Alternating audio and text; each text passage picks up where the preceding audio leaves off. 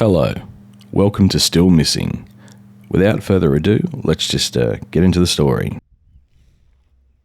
Our fourth case takes us to the United States of America, to the state of Vermont. Brianna Alexandra Maitland was born on the 8th of October 1986, making her 17 at the time of her disappearance on the 19th of March 2004. Brianna's parents were Bruce and Kelly Maitland. She was raised with her older brother on their parents' farm in East Franklin, Vermont, near the Canadian border.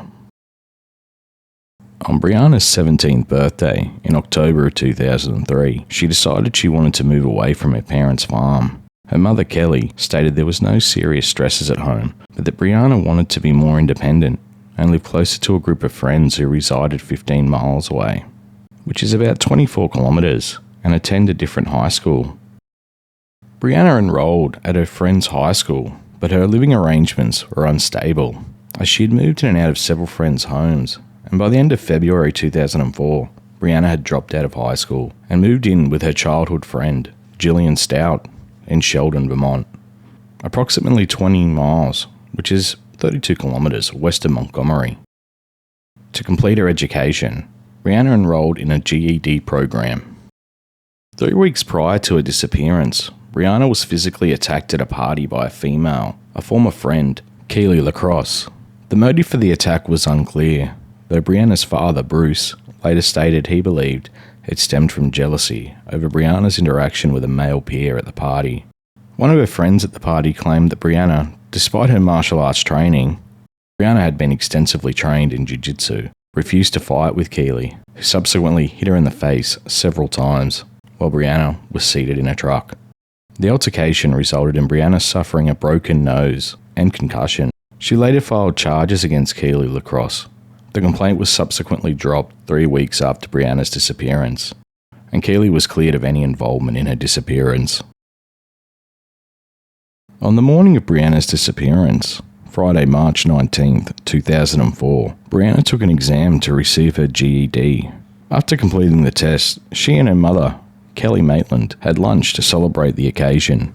Her father, Bruce Maitland, was out of state working in New York at the time. Kelly described her daughter as being in good spirits and recalled that Brianna had discussed plans of attending college. After lunch, Brianna and Kelly spent the afternoon shopping and running errands. While waiting in the checkout line of a store, Kelly said something outside caught Brianna's attention. She told her mother she would return shortly and left the store. Kelly completed her purchases and met Brianna in the parking lot and noticed she seemed unnerved, shaken, and agitated. Brianna told her mother that she needed to go home and prepare for her upcoming shift at the Black Lantern Inn, a restaurant in Montgomery. Not wanting to pry, Kelly did not ask what had happened and dropped Brianna off at Gillian Stout's home, the friend's home Brianna had recently moved into. Between 3:30 p.m. and 4 p.m, this would be the last time Kelly Maitland would see her daughter. At some point before leaving for work, Brianna left a note for Gillian Stout saying she would return after work that evening. Brianna then departed for the Black Lantern Inn in her car, a 1985 Oldsmobile sedan registered to her mother. After completing her shift at work, Brianna clocked out and left the Black Lantern Inn at approximately 11:20 p.m. She told her co-workers she needed to go home and get some rest before starting work the next day at her second job in St. Albans. By all accounts, Brianna was alone in her vehicle when she left the Black Lantern Inn. Early the next afternoon, on March 20th, a Vermont State Police trooper was dispatched to an abandoned house on Route 118, Richford, about a mile, which is 1.6 kilometres, from the Black Lantern Inn. Brianna's Oldsmobile was found backed into the side of the house, known locally as the Old Dutch Burn House. The siding of the home had been breached. By the rear of the sedan, a piece of plywood that had been covering a window in the home lay on the car's trunk. 2 of Brianna's paychecks were on the front seat of the car, and outside, law enforcement observed loose change, a water bottle, and an unsmoked cigarette. The trooper assumed the car had been abandoned by a drunk driver, and a towing company took the vehicle to a local garage. Brianna Maitland would not be reported missing for a number of days. Brianna's mother did not learn about the discovery of her car until 5 days afterward. Gillian Stout saw the note Brianna had left her on Friday, March 19th. She then spent the weekend away from the home. She found the note again, undisturbed, when she returned on Monday the 22nd. Assuming Brianna was staying elsewhere, she did not call Brianna's mother until the following day, on Tuesday, March 23rd. At this point, Kelly Maitland began calling various people in order to find Brianna, including friends, as well as her employers, none of whom had seen or spoken to her. Failing to find Brianna, and still unaware that her car had been recovered, she filed a missing persons report that day, the 23rd. On Thursday, March 25th, Brianna's parents gave photos of her to the Vermont State Police in St. Albans. A trooper showed them a picture of the Oldsmobile found at the old Dutchburn house, upon which they immediately identified the car as their daughter's. Kelly said in interviews that she was instinctively repulsed by the photos, and she believed someone else, not Maitland, had left the car in such a way. After Brianna's reported disappearance, several individuals came forward to law enforcement to report sightings of Brianna's vehicle at the old Dutchburn house the night she disappeared. A man who drove by the house between the hours of 11:30 p.m. on March 19th and 12:30 a.m. on March 20th said the car's headlights may have been on. He said he did not see anyone in or around the car. A second man who drove by between midnight and 12:30 a.m. on Saturday, March 20th, recalled seeing a turn signal flashing on the car. Around 4 a.m. on Saturday, March 20th, a former boyfriend of Brianna's drove past the scene. After a night of partying across the border in Canada, he thought he recognised the vehicle, but he did not see anyone in it or around it. The next morning, some passing motorists found the scene odd enough that they stopped and took pictures of it. One of the photographers reported some loose change and a water bottle, and a bracelet or a necklace on the ground next to the car. The Vermont State Police, who led the official investigation for the first months after Brianna Maitland's disappearance, were skeptical that foul play was involved and considered the possibility that Brianna could be a runaway. The area surrounding the old Dutchburn house was combed on foot by police and search dogs, but nothing was found of Brianna's.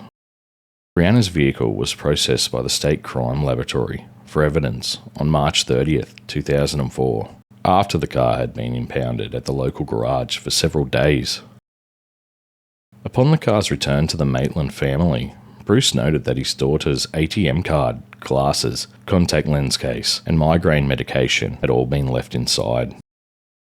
It was later concluded by law enforcement foul play was the probable cause of Brianna Maitland's disappearance, and a 2007 flyer provided by the FBI stated that the scene at which Maitland's car had been discovered may have been staged to appear as an accident. Maitland's parents publicly speculated that she may have been abducted by multiple people, stating that it would have been difficult for a single assailant to subdue her, given her jiu-jitsu training. The disappearance of Maura Murray, a college student from Massachusetts in northwest New Hampshire the month before, was deemed to be unrelated to Brianna's disappearance by law enforcement, in spite of the events occurring within 90 miles, which is 140 kilometres, from each other. In 2004, Maitland's family organised a website, now defunct, titled bringbriehome.org, with a posted maximum reward of $20,000 for information leading to her whereabouts. The website was still active until at least 2009, though in July of 2017, this reward had expired. In the weeks following Brianna Maitland's disappearance, the Vermont State Police received an anonymous tip claiming that she was being held against her will in a house in nearby Berkshire, which is 10 miles away, or 16 kilometres, from Montgomery. The rented house, then occupied by Raymond L. Ryans and Nathaniel Charles Jackson, two known drug dealers from New York, was raided by police on April the 15th, 2004. Various drug paraphernalia was discovered inside, as well as substantial amounts of cocaine and marijuana, but no sign of Brianna was found. Rhines was arrested during the raid on drug charges. Upon interviewing Brianna's close friends, law enforcement was informed that Brianna had allegedly experimented with hard drugs in the recent past, specifically crack cocaine, and was an acquaintance of both Rhines and Jackson. Though, with that said, Brianna's parents both maintained their daughter was not seriously involved with drugs, and drugs were not a factor in her disappearance. In late 2004, police received a statement from an anonymous older female who implicated both Rhines and Jackson in Brianna's disappearance and alleged murder. The signed affidavit contained allegations written in graphic detail that Maitland had been murdered approximately a week after her disappearance. The woman who provided the affidavit claimed that Rhines murdered Maitland during an argument over money she had lent him to purchase crack cocaine, and that her body had been temporarily stored in the basement of a recently incarcerated local woman's home. Brianna's body was then allegedly dismembered and disposed of on a pig farm. Law enforcement was unable to corroborate the claims in the letter. The Maitland family additionally reported that they had received several uncorroborated anonymous phone calls from persons claiming that Brianna was tied to a tree in the woods and that she had been disposed of at the bottom of a lake. In later developments, security footage at a Caesars casino in Atlantic City, New Jersey, showed a woman resembling Brianna sitting at a poker table in 2006. This woman has never been properly identified. In 2012, law enforcement investigated a potential connection between Brianna's disappearance and serial killer Israel Keys, but these were ruled out by the FBI. In March of 2016, on the 20th anniversary of Brianna's disappearance, investigators revealed to a local television station that they had recovered DNA samples from Brianna's car. The results of the DNA test were not made public.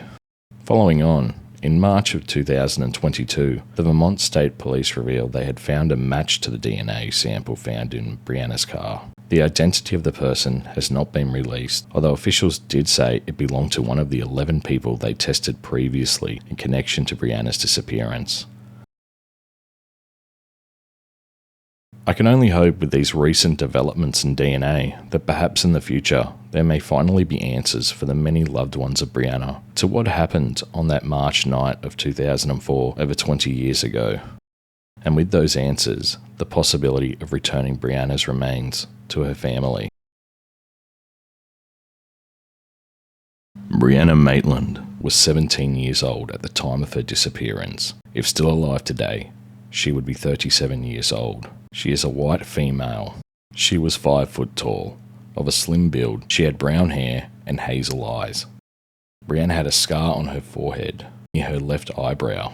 Her left nostril was pierced at the time of her disappearance, and she usually wore a stud or a ring in it. She wears contact lenses, but they were left behind when she vanished. Brianna's nicknames are Bree and B. She was last seen leaving the Black Lantern Inn on the 19th of March, 2004, in the evening hours. If you have any information about the disappearance and possible death of Brianna Maitland, please contact the Vermont State Police on 802-524-5993 or submit a tip to the FBI at tips.gov.fbi. The FBI is offering a reward of $40,000 for the recovery of Brianna's remains.